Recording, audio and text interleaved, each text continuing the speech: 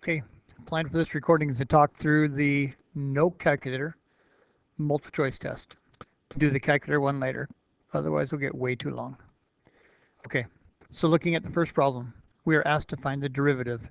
I notice I have an inside function and I have an outside function.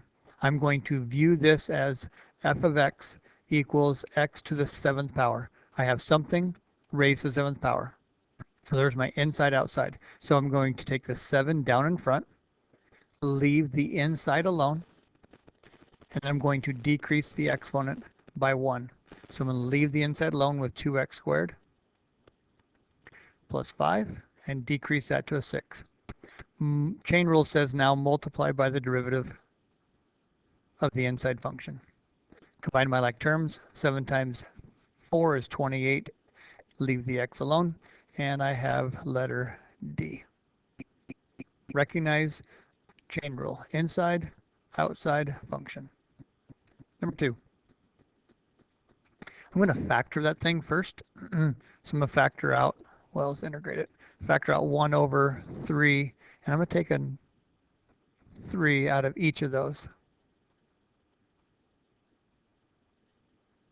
Can't read my writing. Okay, so I have 1. I have, quit that. Huh. There we go. Sorry, my eraser was all of a sudden staying active. I don't know what it's doing. Anyways, so I have 1 over 3 x plus 4. And this 1/3 can be factored out. So again, I have 1/3 integral of 1 over x plus 4. Integral of 1 over x plus 4 is ln of x plus 4. And I have the 1/3 out in front. Letter plus C. Letter B. Okay, number 3.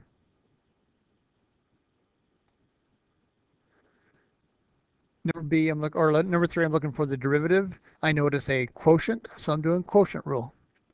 Derivative of the top times the bottom. Make sure you have parentheses. Minus the top, make sure you have parentheses. Times the derivative of the bottom. All over the bottom squared. Bottom squared I'm not going to worry about too much because every single answer is the same. So I'm just going to simplify the top. Distribute my -1 to both terms. Distribute my negative, I'm treating this like a negative 3x squared. So I get negative 15x squared and a positive 3x cubed. Combining my like terms, on top I get 2x cubed minus 15x squared minus 2. Looks like letter C. Simple quotient rule. Pay attention to negative signs. Question 4. The velocity is given by this equation using a trapezoidal sum. We're looking for the distance traveled by doing an integration of velocity. I get distance traveled. So I'm looking for the integral from 0 to 3 of that velocity. Okay, so if I'm doing a free response question, I would definitely want to write my good notation to show. For this problem, it doesn't matter, so I'm not going to waste it. Well, I've already wasted a time, but you don't need to waste the time to do that. Just do a trap sum. Trapezoidal sum. Area of a trapezoid. 1/2 height times base 1 plus base 2. Base 1, base 2. So my height, no, sorry.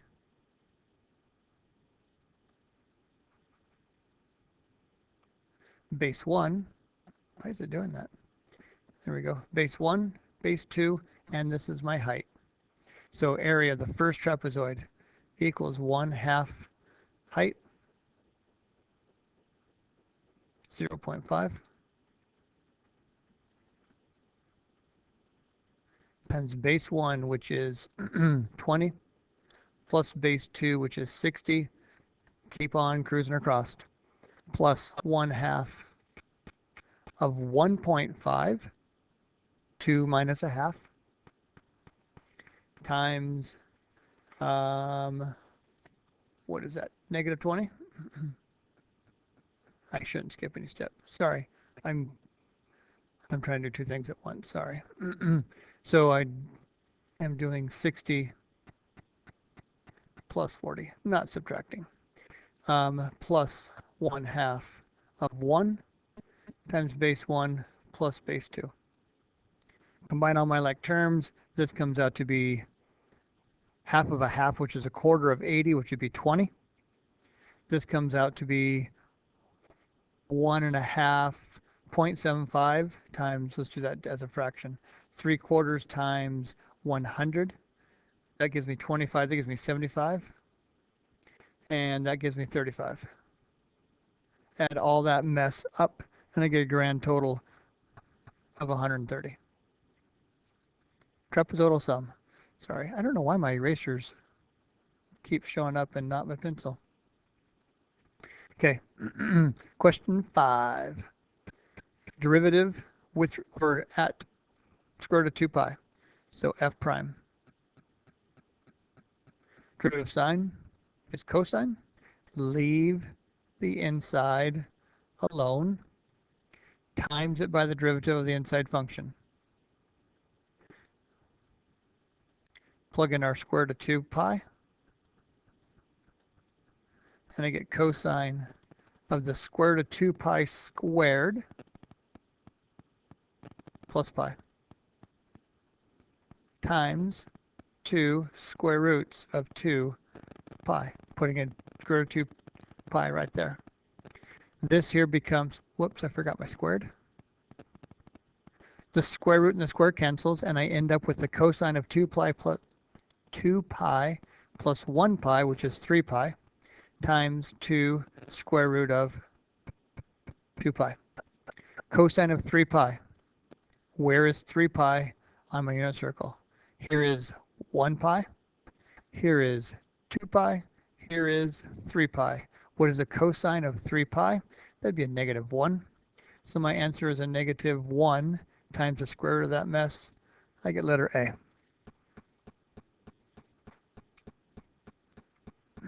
Number 6.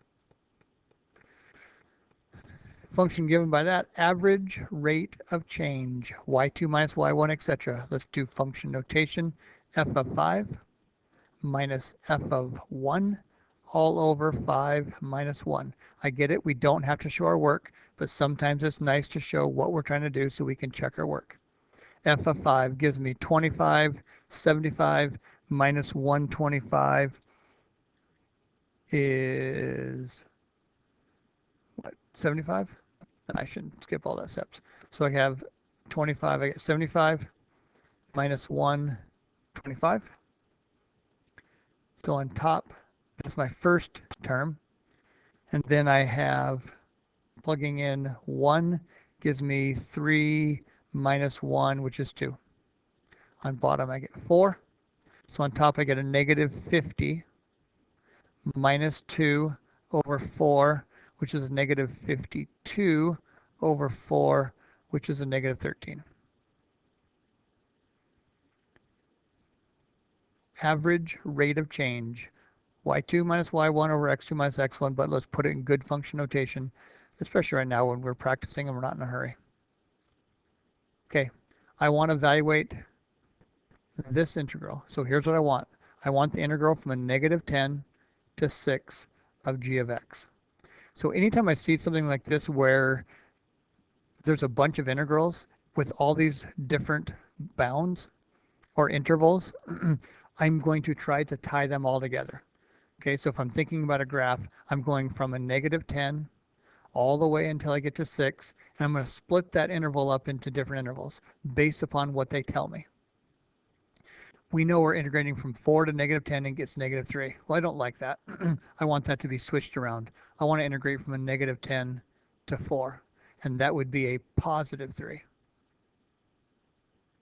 Okay, but then I want to go from 4 to 6 so that I get the rest of the interval, because I can split it from negative 10 to 4, and then I can integrate from 4 to 6. So this distance here is 3, not distance. This area is 3.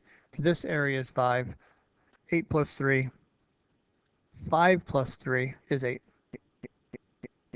Okay, so I'm going to split this integral into negative 10 to 6 plus the integral from 6 to 4. Said that wrong. Wow, my brain. It's 4 o'clock at night. I'm trying to do this after school. Probably not a good choice, but I'm doing this integral. Integral from a negative 10 to 4, and then from 4 to 6. I think you got the idea, and I'm the one making this hard. And now I have a final integral from a negative 10 to 6, connecting it through the 4s. The upper bound, lower bound have to match up if we're going to combine my two integrals to get the total integral. Okay, sorry, I think I'm the one who made that hard. Key phrase, guaranteed. You're going to see this at least once, probably more like 4 times on your AP test. This one showed up at least twice in this practice test. Equation with tangent line. Y minus y1 equals m times x minus x1. Slope is my m, so I want to take the derivative at this x value. So f prime, e to the x. Derivative of e to the x is e to the x. There's my outside function. Inside function derivative is 1/3. So there's my derivative. Now plug in this x value. So f prime at 3 ln 4. My derivative does not depend on the y value. So this will be e to the 3 ln of 4 divided by 3. Those go away. E to the ln 4 is just 4. And so I have 1/3 times 4. That is my slope. So I cruise over here. I go y minus the y value of 4 equals, I don't really need to keep going because that's the only equation, or the only one that has a 4/3 is that one, but I'll just keep going for the fun of it. I plug in my slope for m. I plug in my x value for the x value. I plug in my y value for the y value, y1, x1, and there's my equation. Equation of a tangent line. I need a point, which they give me, and I need a slope, which I find through the derivative.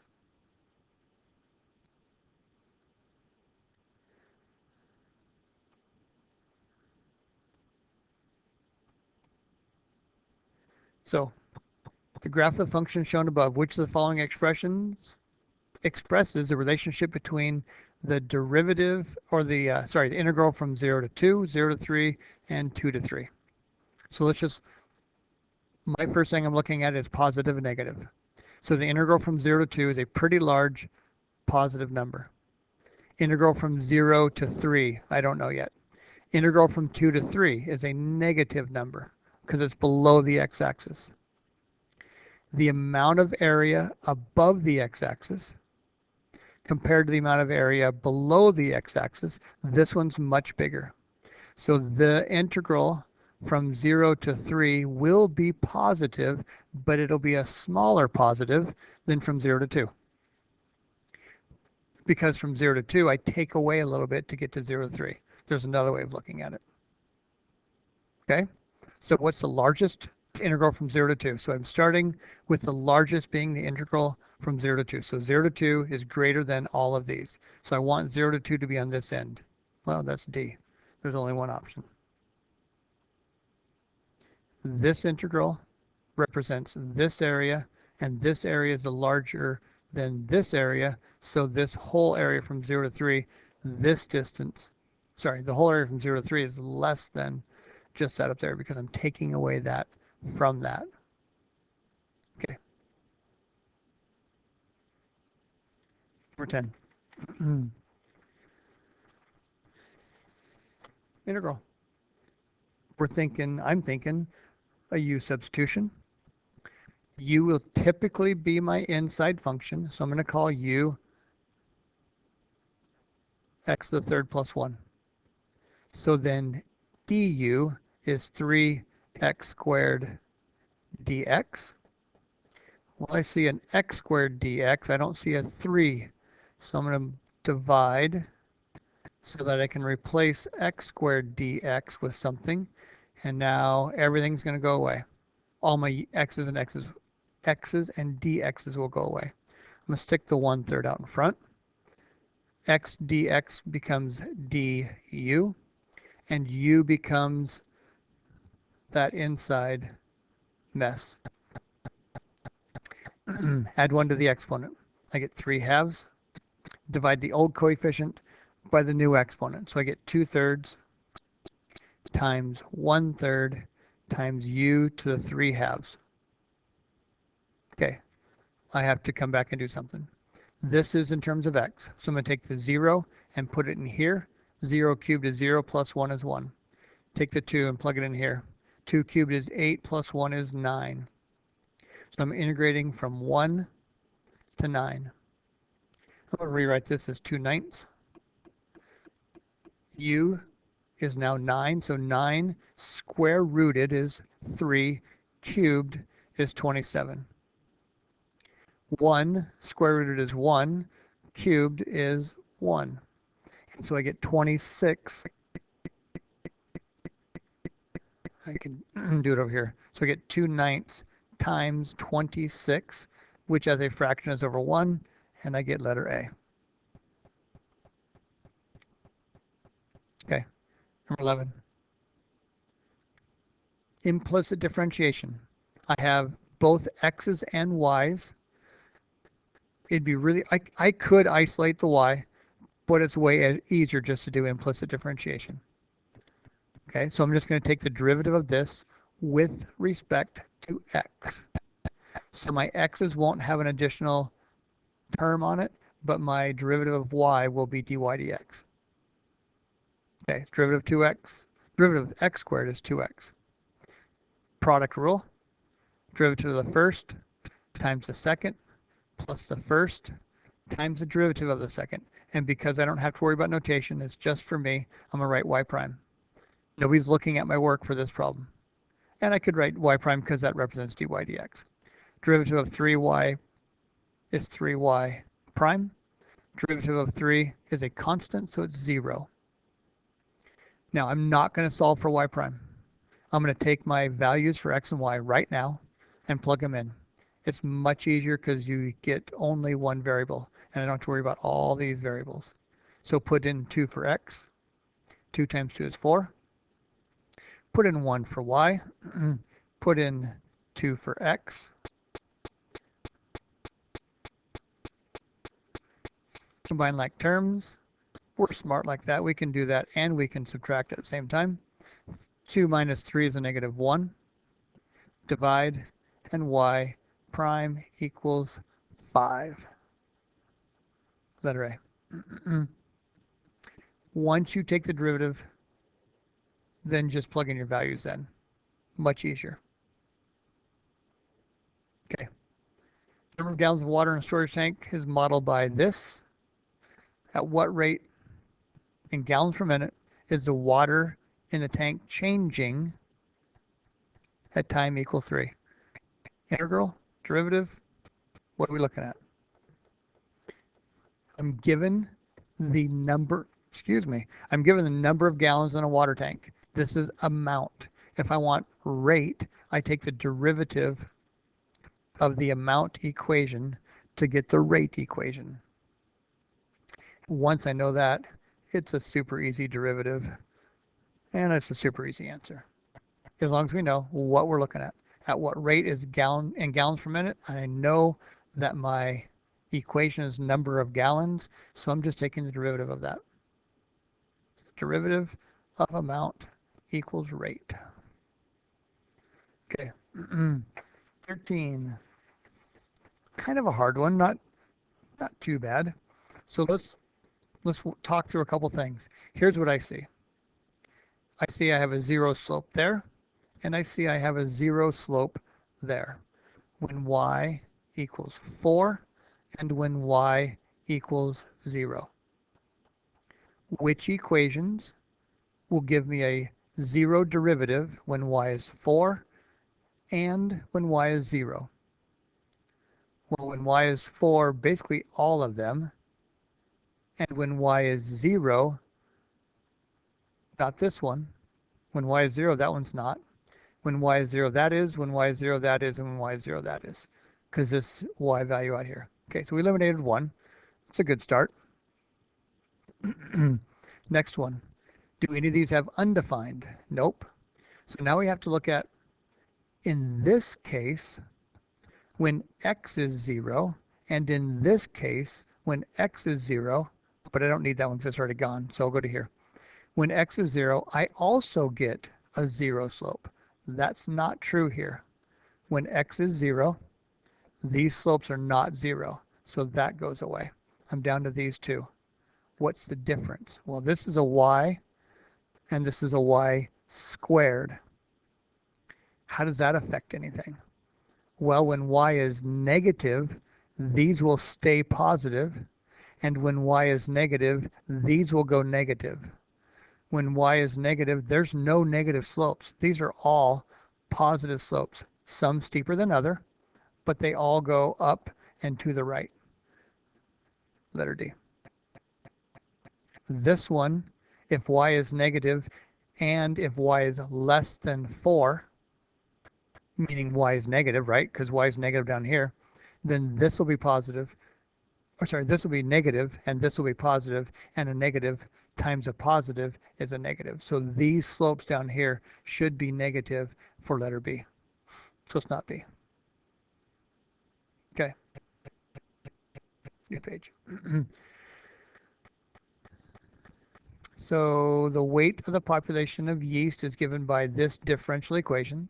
The weight of the population of the yeast is increasing according to that equation. I said that wrong. The weight is given by this equation. The rate of increase is given by this equation. You should recognize that. The weight of the yeast is directly proportional to its weight. So remember how that came out. When we separate our variables and we solve for that, I'm going to get y equals some c value times e to the kt. If you recognize that, I can go straight to that equation.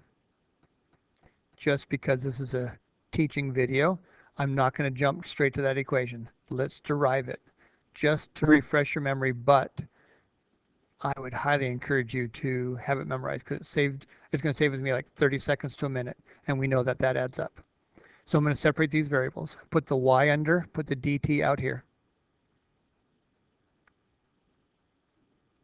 Integrate, integrate. Integral of 1 over y is ln y. Integral of k dt is kt plus c, because k is a constant, and the derivative of a constant times a variable is just a constant. So it's kt, and I can't forget my plus c. So then I go y equals, switching forms, e to the kt plus c. This I can separate and bring that. I'm assuming we can do that one because I've done that a lot. And I can bring it down to here. And notice it's what we said at the very beginning.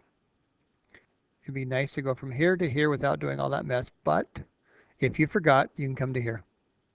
Okay. At time equals 0, the weight of the population is 120. We know that that's my c value. If we don't know that, put a 0 right here. That becomes 1. And I get 120 equals c times 1, which is c. So 120.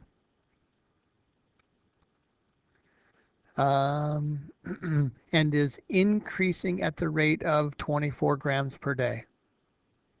Where do you put that at? Think about what they just told you. Why I erase some stuff. Increasing at a rate of 24 grams per day. This equation doesn't have anything about increasing. This equation is talking about increasing and decreasing. It is the rate at which population increases. So I know that, I know that at time equals 0, the weight is increasing at a rate of 24 grams per day. So at time equals 0, the dy dt is 24 grams at time equals 0, right? And I know that the population, not the population, the weight, which is population, is is 120, right? At time equals 0, the dy dt is based on the y, which was 120 at time equals 0, and the dy dt they tell me is 24. So my k is 24 divided by 120, which is 1 over 5. So now my k comes out, and 1 over 5 goes in its place, and 1 over 5 times t is t over 5, and I get letter B. Okay, that one is a little tricky because you had to use both equations to find c and k. A lot of times they're not going to say this. Not a lot of times. They could say another xy value. They could say at time equals 2 or time equals 3, you have 400 grams. But they chose to go back to the derivative equation to help you find k. Just be careful with what information they give you to determine what equation we're going to use. All right. In my opinion, this is probably the hardest one in the no calculator section. All right, let's get rid of some stuff that we know is not true. Which of the following statements are false? So we're going to get rid of the ones that are true. The limit as x goes to 1 of f of x equals 0. The limit as x goes to 1 of f of x, wrong graph. The limit as x goes to 1 of f of x equals 0. Yep. This doesn't tell me the limit, the values that we approach. So this is out because it is truly true. The limit as x goes to 2 of g of x does not exist. As I go to 2, it goes to 2 different values. That's true. That's out. Okay. The limit of f of x times g of x plus 1. How do you find a limit? We evaluate both of them at 1. So what is f of 1 times g of 1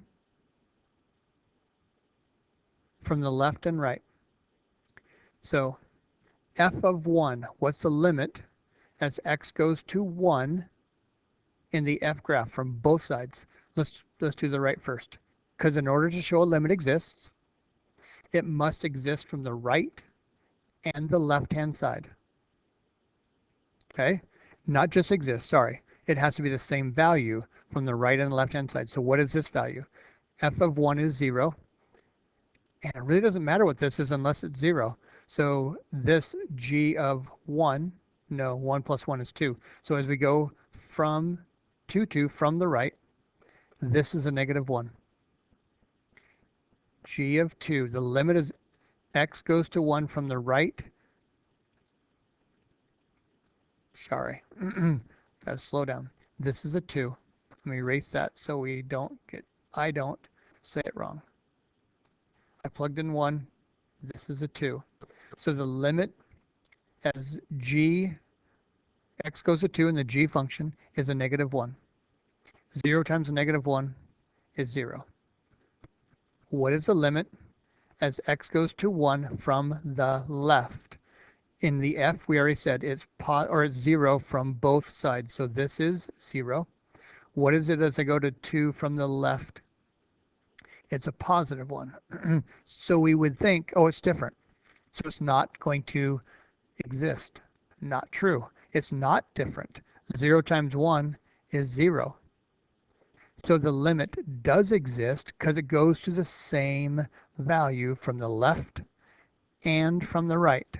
Why does it do it? Because of the definition of f of 1. Because f of 1 limit is 0, and we are multiplying that times whatever, and it gives me 0. The limit does exist. That one's false. That one was a tricky one. Okay, question 16. Let the function be defined, wow.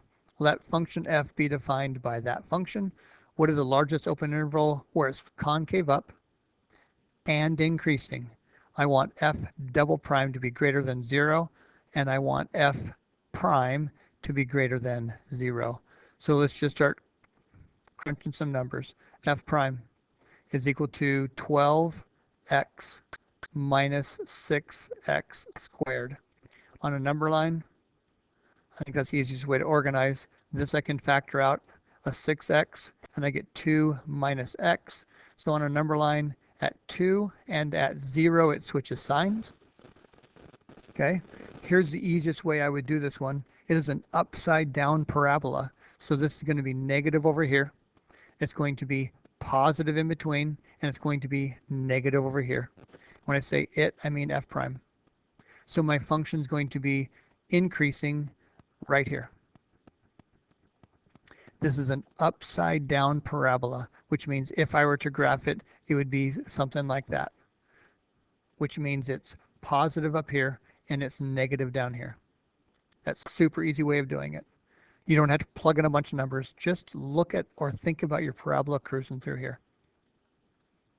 And I'm not trying to prove anything to an AP folks. I'm not trying to show my logic. This is just for me. Okay, if I had to show my logic, you'd have to do the increasing, decreasing, all that good stuff. But I'm just trying to answer a multiple choice question.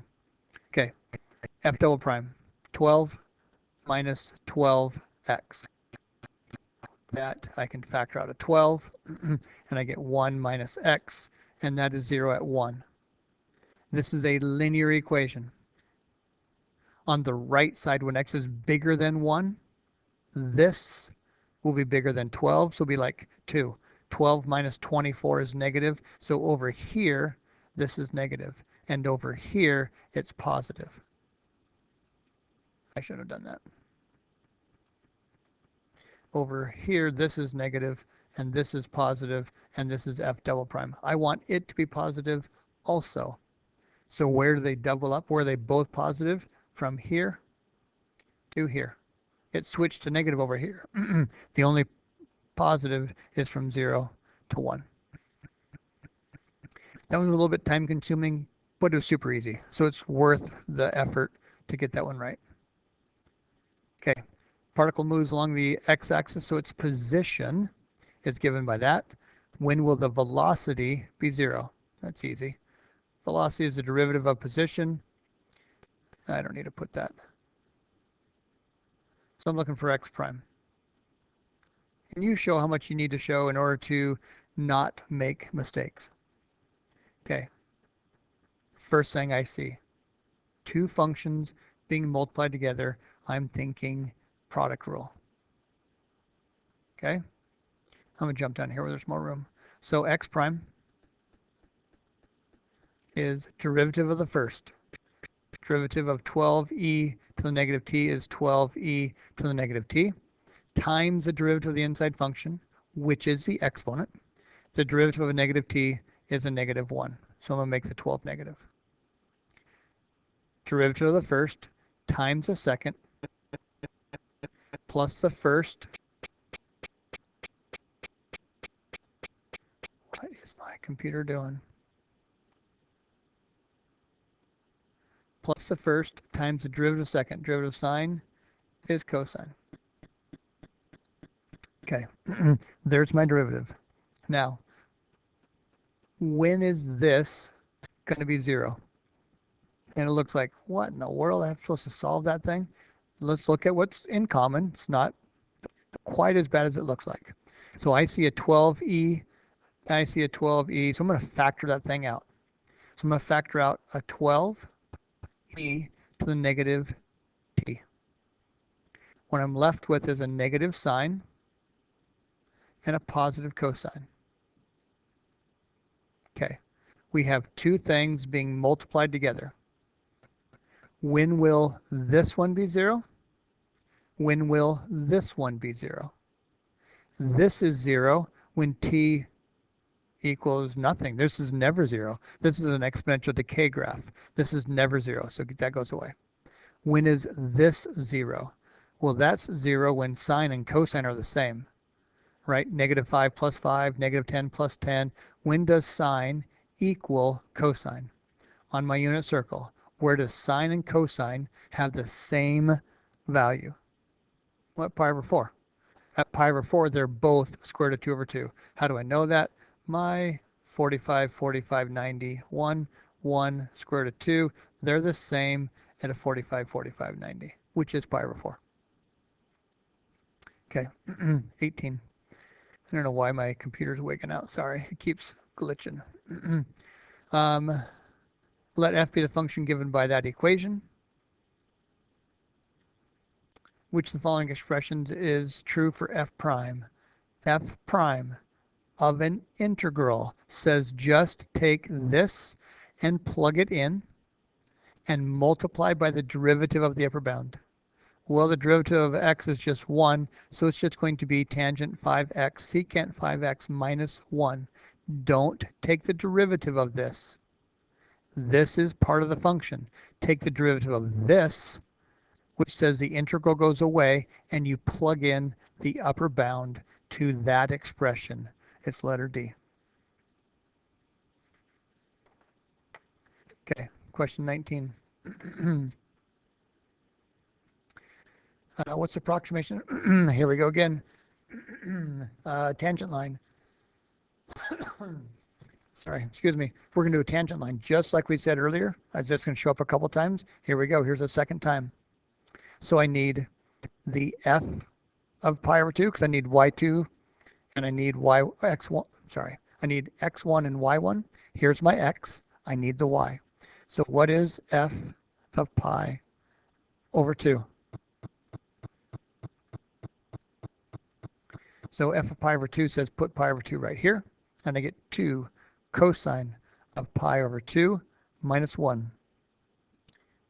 What is cosine of pi over 2? Cosine of pi over 2 is 0. 2 times 0 is 0, and so my y value is a negative 1. Wow, sorry. Oh, that's not a negative 1. Oh, I'm glad I caught that. That's a plus 1. Okay, ignore that. So f, my y value is 1. I need y prime. F prime of x equals derivative of cosine is negative sine, so that becomes a negative 2 sine of x. And I want that at pi over 2. So the derivative at pi over 2, plug in pi over 2. Sine of pi over 2 is 1, and that becomes a negative 2. My equation, y equals, no, y minus, woo, that's big now. Y minus 1 equals a negative 2 times x minus pi over 2. And I want the approximation at 1.5. So I'm going to go y minus 1 equals a negative 2 times 1.5 minus pi over 2. I don't see that answer up here, so let's keep going. So I get y minus 1. A negative 2 times 1.5 is a negative 3. A negative 2 times a negative 1/2 pi is a positive pi. And then we keep on rolling. I can stop right now because I can see there's a positive pi. That's a negative pi. But just for the fun of it, I'm going to add 1 to both sides. And x equals a negative 2 plus pi. Letter C. Okay, number 20. All right. We need to graph this guy. I'm going to graph just this one. Ignore all the transformations and all that stuff, okay? I'm going to graph just this right here. I've seen this in almost every test, AP test, and we have talked about it. It's just been a long time. Okay, so let's look at values for x. Positive values compared to negative values. So if x is any positive value, how about 2? I get 2 divided by the absolute value of 2, which is just 1. What if x is 3? I get 3 divided by the absolute value of 3, which is just 1. If x is anything that's positive, Both the top and the bottom will be the same, and my y value will be 1. At 0, it's undetermined, so we're going to put an open circle, and we're going to cruise this way. What about a negative? If x is a negative 2, this is a negative 2. This is a positive 2, because the absolute value of a negative, and a negative 2 divided by positive 2 is a negative 1. Same.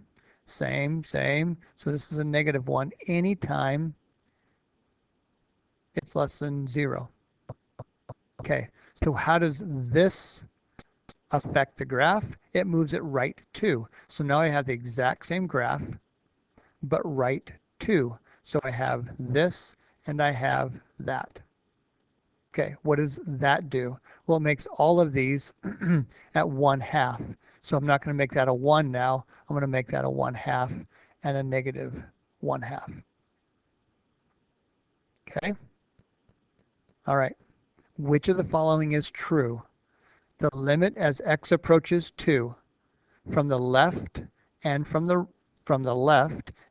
right is the same. It's 1/2. Nope. F has removable discontinuity.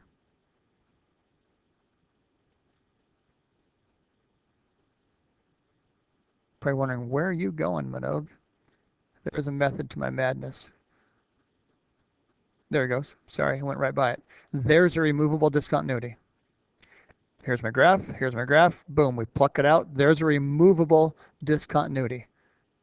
It's not what we have. That's out. F has a jump discontinuity. Yes. As I cruise to 2, it jumps, and it's discontinuous at that point. F has a discontinuity due to a vertical asymptote. That would be something like this, and that is not the case. It is a jump discontinuity. Okay, 21. I'm thinking L'Hopital, but I can't be sure. I plug in 3, I get f of 3 minus f of 3, which is 0. I plug in 3, I get 3 minus 3, which is 0. L'Hopital. Okay, derivative of the top. Leave the limit there. Don't drop the limit. I get it. You don't have to have it for good notation because nobody cares, but just practice. So derivative of top. So f prime of x. Derivative of a constant is 0. The derivative of x is just 1, so it's f prime of x. What is f prime of x? It's 1 over x. So it's the limit as x approaches 3 of 1 over x over 1, which is just 1 over x. Plug in the 3, and I get 1/3. Number 22. Solution to the differential equations. We're going to switch the x and the y. dy over. We could do it 2 ways. I could bring the 2y down, or I could just bring the y down. Either way is fine. Okay, typically I said you bring just the y. I'm gonna go break my rule. I'm gonna go 2y, just because I kind of want this to be as simple as possible. But it's just as easy to leave that 2 there because you notice the derivative of the inside function is a 2, and it would come out okay. But I'm gonna do it this way, and then I get over here I get dx or 1 over either one, and I get 2x plus 1. Okay, integrating this side, that's an x. I get 1/2 out in front, right? I can bring this 1/2 out in front, and this becomes an ln, so I have 1/2 ln of y. Once again, that 1/2 can come out of there, this can go away, and I have 1 over y, which is ln. Okay.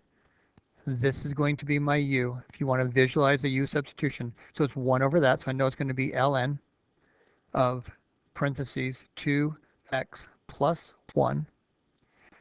But I need that 1/2, or I need to bring that 2 out in front. Right, because the derivative of the inside function, the derivative of this is 2.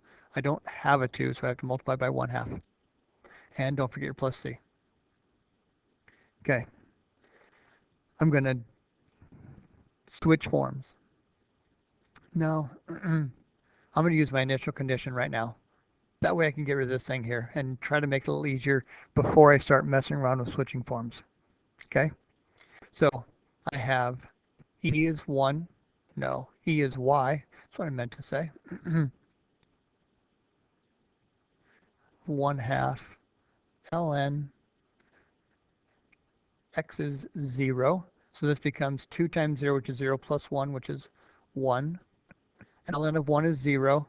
ln of E is 1. And so C is equal to 1/2. Cruising over here,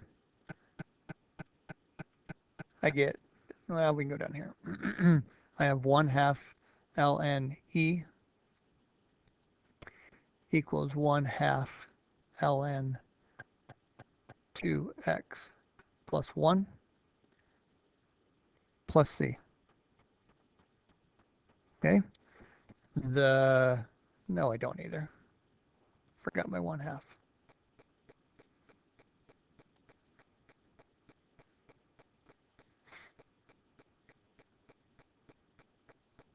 Man. It's getting really late at night. My brain is shutting down. And my C was 1/2. All right, I see a whole bunch of 1/2s. I'm just going to multiply by 2. Let's make this a little nicer. So I have ln of E equals ln of 2x plus 1 plus 1/2. Okay, that's not E. What am I doing?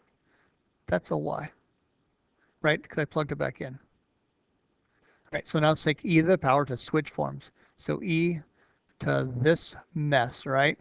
So E to the ln of 2x plus 1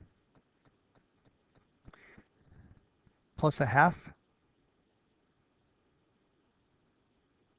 Oh, my half isn't a half. It's a 1. Plus 1.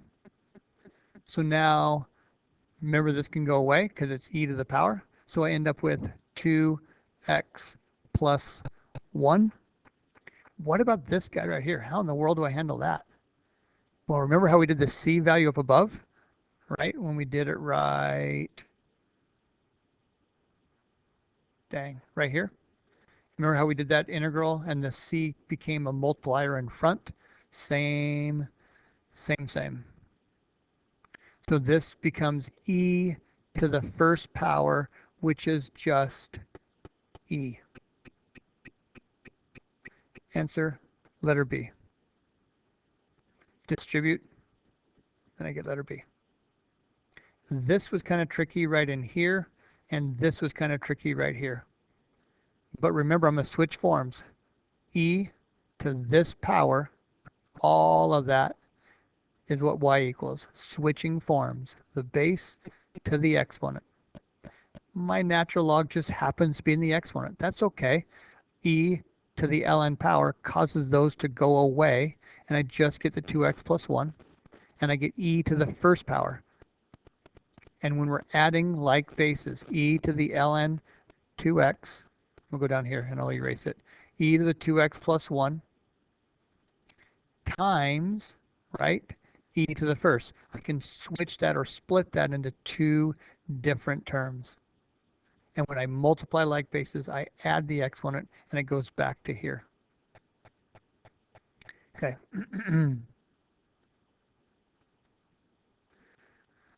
Finally, 23. That one took a little while. Region enclosed by this graph. Let's just sketch them really quick. Y equals x squared. Y equals 2x. Intersect at 2, 4. When x is 2, y is 4 in both graphs. 2 squared, 2 times 2. I have this area right here. Each cross-section perpendicular to the x-axis is a rectangle. So I know I have area equals base times height. The base of my rectangle is y equals 2x minus x squared. And they are perpendicular to the y-axis. They changed it on us. So now they're going this away. So I need to change this. Square root of y equals x, and 1/2 y, or y over 2, because that's kind of how they're writing it. Y over 2 equals x.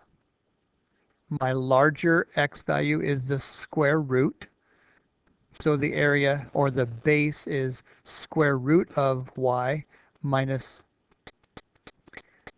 y over 2. So that's this distance. The height of this is 3 times the base. So this is times 3 of what we just wrote.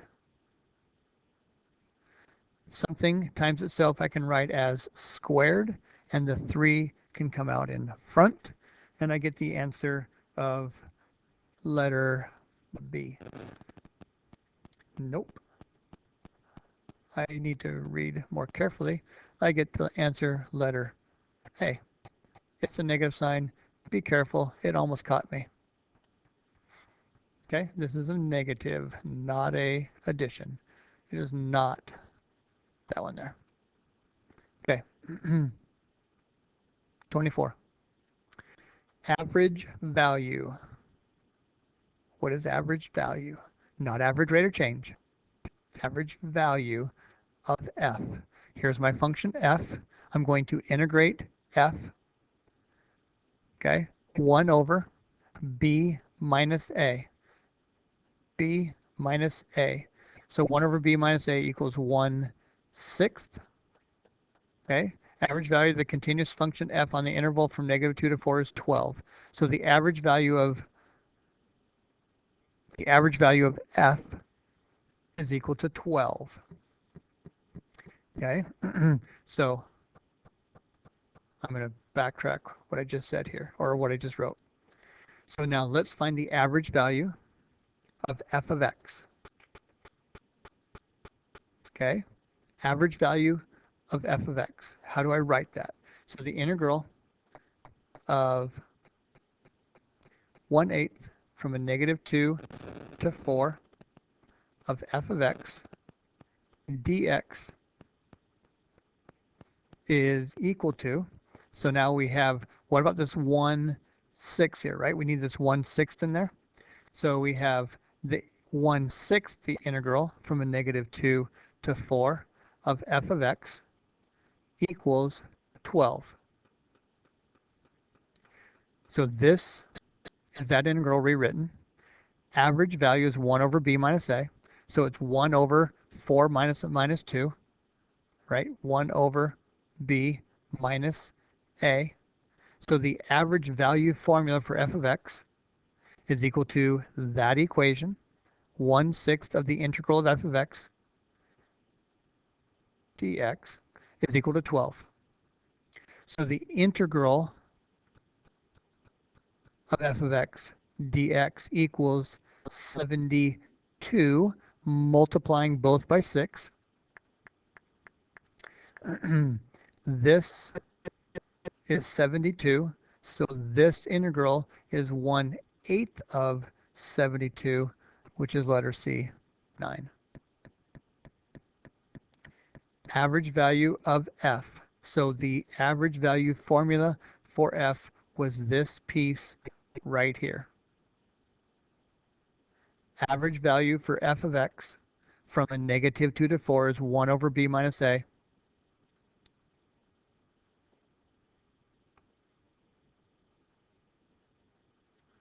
Integrating from a -2 to 4, and that was 12. I used the information that this then becomes 72 to plug it back into what I'm trying to evaluate. Okay. That was tricky also.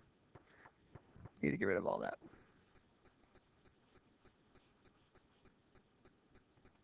Okay. Figure above shows the graphs of the functions f and g. What is h prime of 2? This is super common to see a just a a symbolic derivative. Product rule, quotient rule, chain rule, you'll see them all. Okay, so I have h, I want h prime. There's two functions being multiplied together. Let's just crank through product rule. Derivative of the first times the second plus the first times the derivative of the second. Plug in 2. H prime of 2 equals f prime of 2. And again, you decide how much work you want to show. I'm trying to not just plow through. I don't want to show my work. But you decide on your test how much you need to write. Don't write so little that you don't know what you're doing. Okay? So I ran out of room. So h prime of 2 equals f prime of 2. What is the slope of the line at 2? Looks like up 1 over 2. Looks like a half. What is g of 2? G of 2 looks like 1. F of 2. Value at 2 looks like 3. G prime of 2. The slope of g looks like a negative 2. So I have 1/2, excuse me, 3 times a negative 2 would be negative 6. I don't see that up there, but I do see a negative 11/12, which is 1/2 minus 12 twelfths, getting a common denominator. Letter D. 26.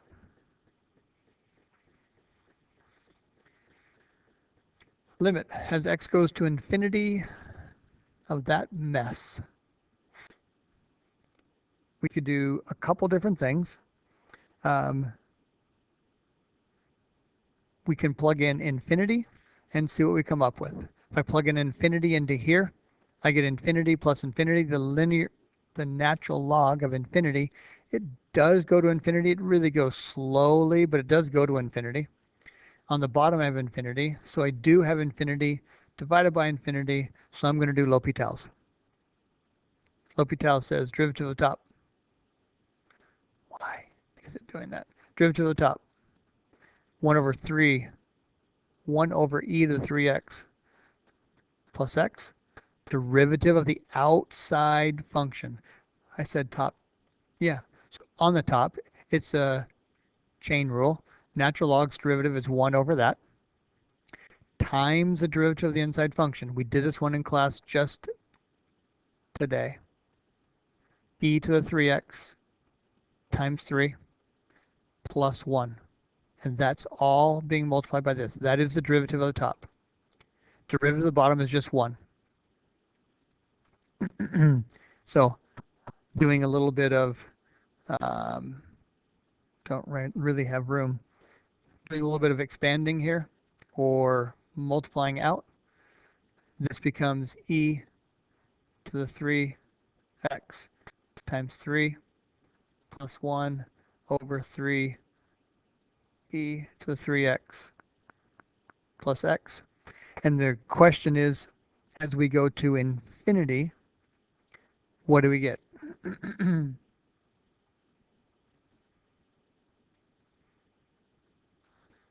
Continuing on, plug in infinity.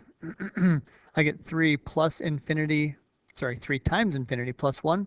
3 times infinity plus infinity. I still get infinity over infinity. Let's do it again. L'Hopital again. So I'm going to take the derivative again, the top, right? So I have 3e to the 3x, the plus 1, times the derivative of the exponent, which is 3. The plus 1 goes away. On bottom, I get 3, again, I get the same basic expression. Wait a minute, where'd that 3 come from? I don't have a 3 there. That could have been bad. There's no 3 here. There's no 3 here. I'm glad I caught that. And we get e to the 3x times 3 plus 1, because there's a derivative on the bottom. And don't forget, we do have a limit right here, but I'm not writing because I don't need to, because it's not a free response question. So on top now I have 9e to the 3x, and on bottom I have 3e to the 3x plus 1. Plug in infinity. I get infinity over infinity one more time. Take the derivative. Derivative of the top is 9e to the 3x times 3. Derivative of the bottom is 3e to the 3x times 3. On top, I have 27 e to the 3x. On bottom, that's a times, not a minus. On bottom, I have 9 e to the 3x. E to the 3x's go away. I get 27 divided by 9, which is 3. Whew. That was a mess. Okay, where am I going? I'm gonna get rid of this down here.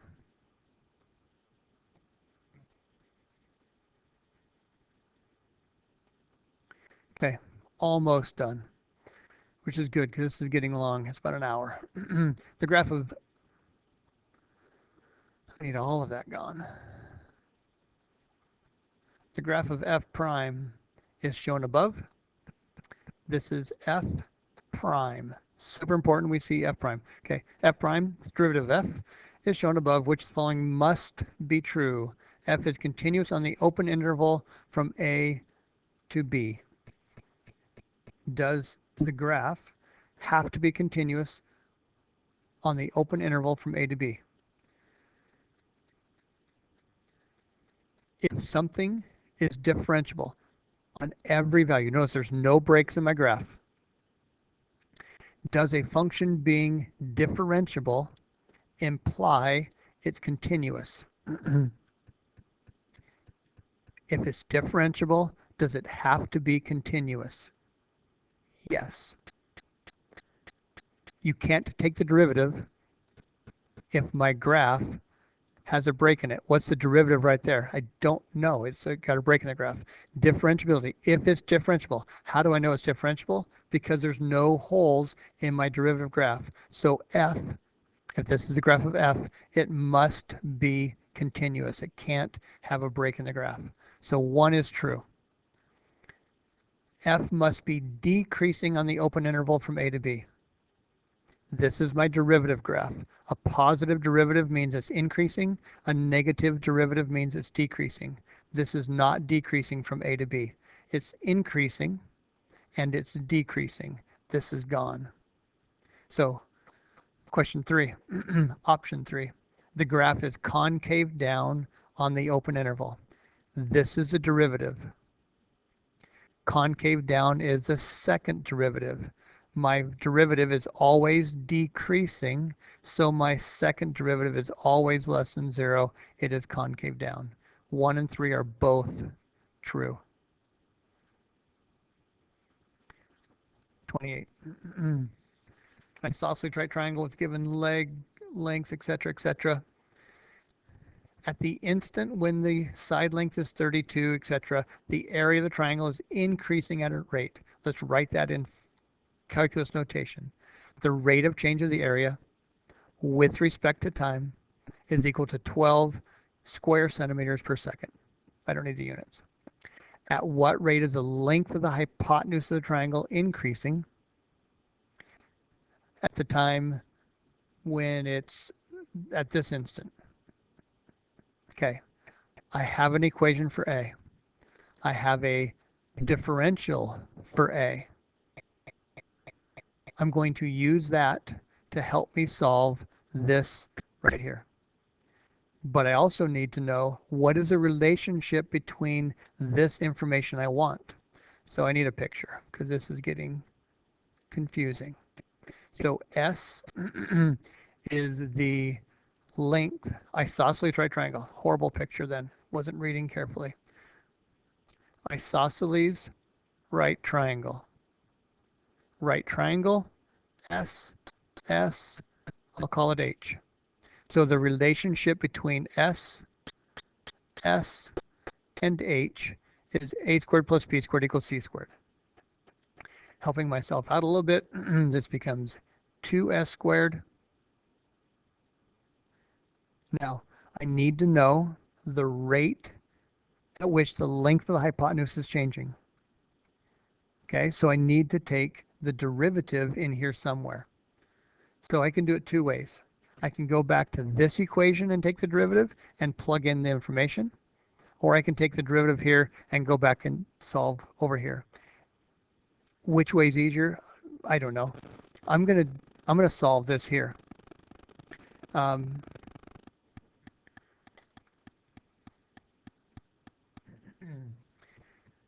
All right, sorry about, you didn't know that, but I just had a half-hour phone call, so I'm not 100% sure where I ended off. Um, so I'm just going to start where I think I ended off at. um, so I'm going to go, I have my relationship between S and H. That's what I was going to do. I'm going to replace the, in the A, I'm going to take out the S and put H in its place. Why would I do that? Because the question is, how is the hypotenuse of the triangle changing? So I want my equation be in terms of H, not in terms of S. So if I solve this little equation here, S squared equals 1/2 H squared, I can take S squared out and put in 1/2 H squared in its place. And now I have a relationship between the rate of change that I know for the area and what I want in the hypotenuse.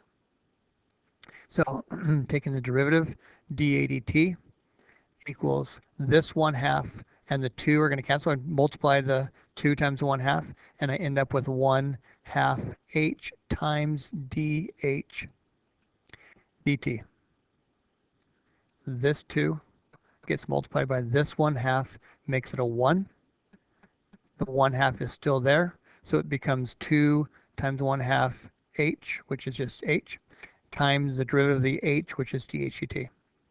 I'm looking for this. I know this is 12. I'm going to do a little, no, I don't want to do that yet. I don't want to rearrange yet because I need some of this stuff. So I need to take, this is the instant I'm looking for when S is equal to 30, square root of 32. So I'm going to put that right here. So I am going to get rid of a little bit. This is going to go away. Give me some room. So 2 times the square root of 32 squared. The square root of 32 squared is just 32. 2 times 32 is 64. And so H is equal to 8. So back over here, dA dt is 12. H is 4, and I'm looking for dH dt.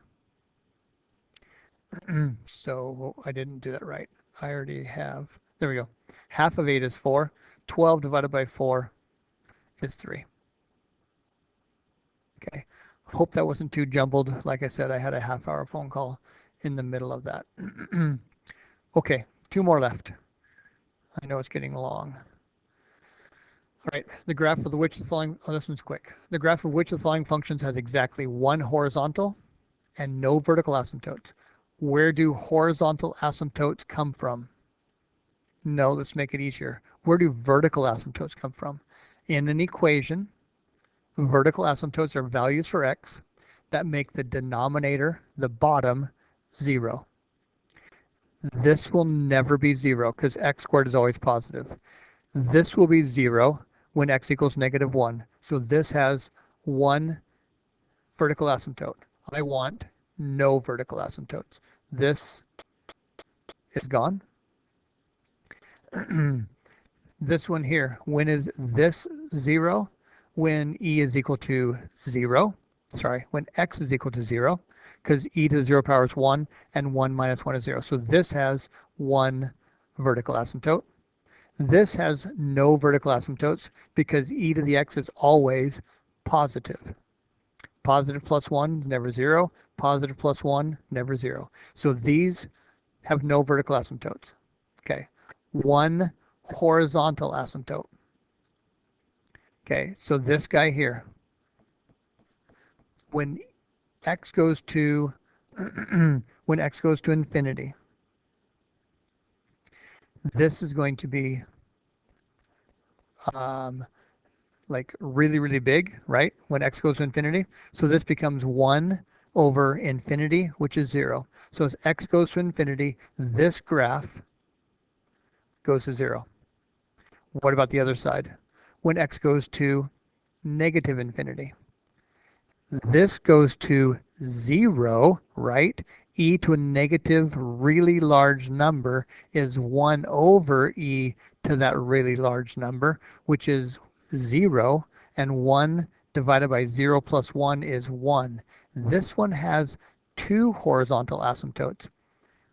As x goes to negative infinity, this goes to 1. As x goes to positive infinity, this goes to 0. This one has 2 horizontal asymptotes. Whoops, I don't want that one. Okay, so that's not my right answer because I only want 1. This one only has 1. As x goes to either negative infinity or positive infinity, this goes to positive infinity, and 1 divided by infinity is 0. This has 1 horizontal asymptote. Okay, maybe that wasn't fast. Okay, number 30. Whew, last one. If I'm looking at this guy here, we want a right Riemann sum approximation for this with n subintervals.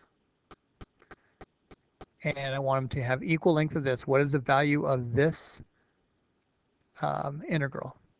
Okay, so that's the question. So think about what this is asking. If I'm integrating f of x, remember our notation. Whoops. I'm doing the limit back to a Riemann sum. What is a Riemann sum? It is looking at, I'm just going to make up some area, some region. I'm going to take rectangles and I'm going to stack them in here. And I'm going to take the limit as those area, or that as a number of rectangles, n, as the number of rectangles goes to infinity, right? I want an infinite number of rectangles, so I pretty much am going to have just straight lines with a thickness of nothing. That's what this is asking me to find. A Riemann sum, which is this expression, and I want the limit as n goes to infinity for that expression. This is the expression for the area, right? This is the Riemann sum with n subintervals. This is the right Riemann sum approximation. I want to do the right Riemann sum approximation for this expression as n goes to infinity, as a number of rectangles goes to infinity, and that will give me the value of the area underneath the curve, whatever the curve looks like. We have no idea what f of x looks like. Plug in infinity. I get infinity divided by infinity. That's pretty much infinity. So I have a L'Hopital situation, but before I just power into L'Hopital, I'm going to distribute all this. I'm going to FOIL all that out. Okay, so let me get rid of that mess. And let's just FOIL that thing out. So this becomes 2 times 3n squared plus 2 plus, sorry, plus, that's right, plus 3 plus 2 would be 5 plus 2 all over n squared. On top I have now 6n squared plus 10n plus 4 all over n squared. Excuse me. The value of this then, we can do it 2 ways. I can do L'Hopital. But remember our other trick? When I have the limit as something goes to infinity for a rational function, think back to pre-calc. If my exponents are the same, my powers are the same, my degree is the same, it's the ratio of the leading coefficient. It's 6 divided by 1, which is 6. Excuse me. If we had L'Hopital's rule, I could do 12n plus 10 on top over 2n. Plug in infinity, I get infinity over infinity. Do it again. I'm getting excited and going fast because we're almost done. Do my derivative again because that's infinity over infinity. On top I get 12 plus 0. On bottom I get 2. What's my limit? 6. So if you forgot the horizontal asymptote, the limit as x goes to infinity, if you forgot that, you can always do L'Hopital's. But you also can remember that it's just the leading coefficients if the degrees are the same. Answer 6. All right. I hope that helps, and we will See you tomorrow or another time. Goodbye.